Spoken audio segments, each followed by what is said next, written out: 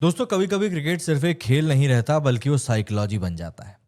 Mindset के war होते हैं, लेगेसी के वॉर होते हैं। एंड पर्थ के मैदान पर जो हुआ है वो सिर्फ एक चेज नहीं था बल्कि एक डिमोलिशन था।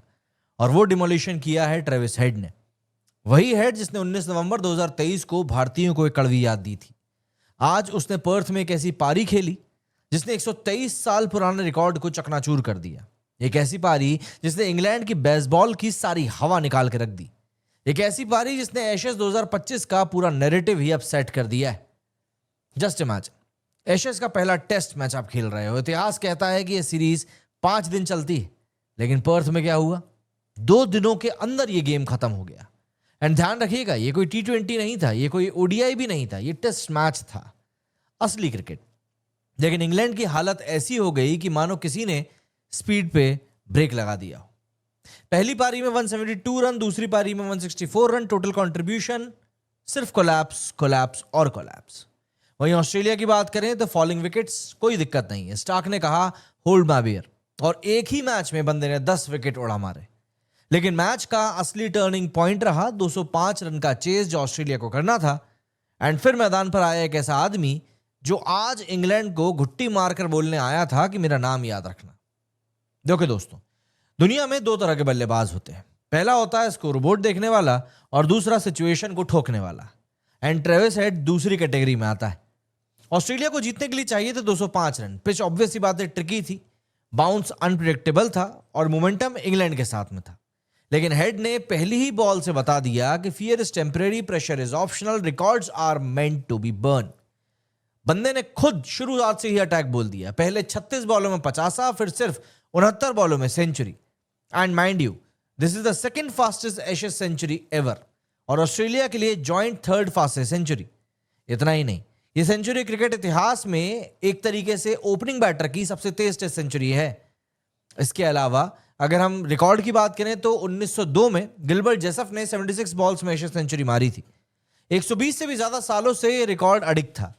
लेकिन हेड आया और बंदे ने कहा पुराने रिकॉर्ड को मुझे वार्म अप के लिए तोड़ना पड़ेगा।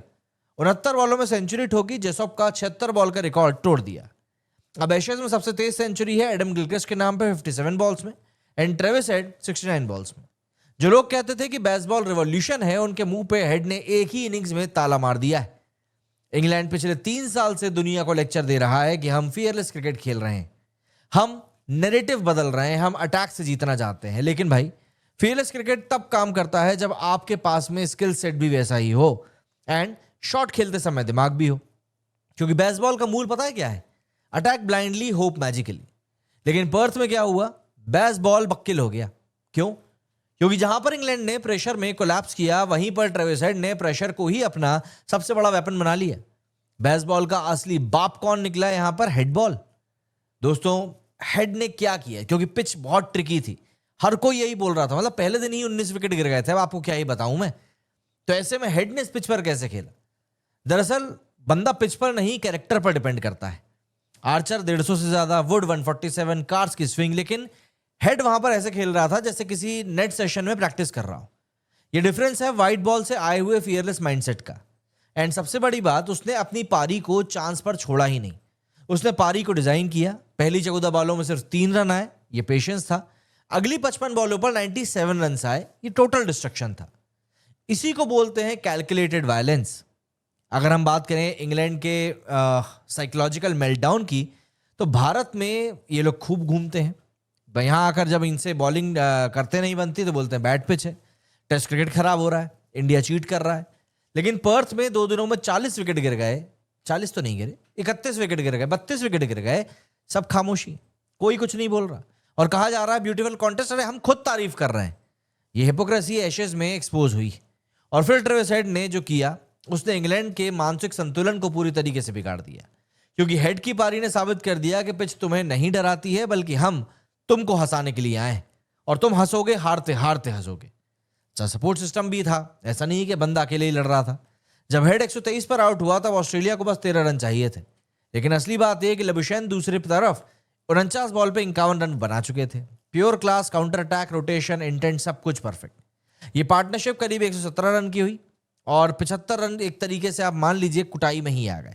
और ये बताता है कि एशेज जीतने के लिए एक ही बड़ा खिलाड़ी काफी नहीं होता है, बल्कि आपको पूरा का पूरा एक इकोसिस्टम चाहिए होता है। भाई स्टार्क की बात ना करूं तो संभव ही नहीं है। बंदे ने इस मैच में मतलब जो तबाही मचाई है 10 विकेट लेकर, और मैं आपको बता दूं ऐसा 34 साल में पहली बार हुआ है।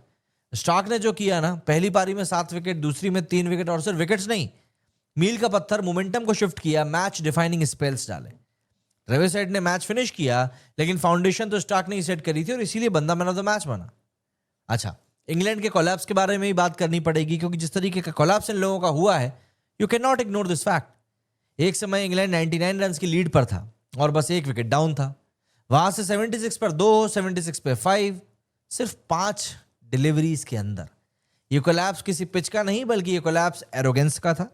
जब टीम प्रोसेस को भूलकर इंस्टाग्राम रील वाले क्रिकेट खेलने लगे, तो फिर आप एशेज को ऐसे तो नहीं जीत सकते। दोस्तों, इस मैच ने 3 चीजों को साफ कर दिया है।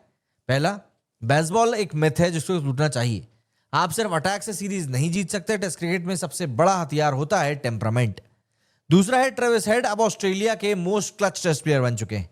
गावा 2021, एशेज 2021, WTC 2023 और अब एशेज 2025। हेड बड़ी सीरीज में बड़ा खेल लेकर आता है, और ये एक कॉमन प्लेयर का काम नहीं है, ये एक प्रेशर स्पेशलिस्ट का काम है। एक इनिंग इतनी डोमिनेटिंग होती है कि पूरी अपोजिशन का स्ट्रक्चर हिल जाता है, और यही काम इंग्लैंड के साथ में हुआ है। इंग्लैंड मेंटली 0-1 डाउन नहीं, बल्कि 0-3 डाउन हो चुका है। इंग्लैंड अभी सिर्फ हारा नहीं है, बल्कि वो अंदर से टूट गया है। दोस्तों, ट्रेविस हेड ने सिर्फ सेंचुरी नहीं मारी, उसने एशेज का पावर स्ट्रक्चर यहां पर हिला दिया है। ये इनिंग सिर्फ स्कोर बोर्ड पर नहीं लिखी जाएगी, बल्कि ये क्रिकेट साइकोलॉजी की किताबों में दर्ज की जाएगी। When the pressure is highest, real players don't survive, they take over, they attack.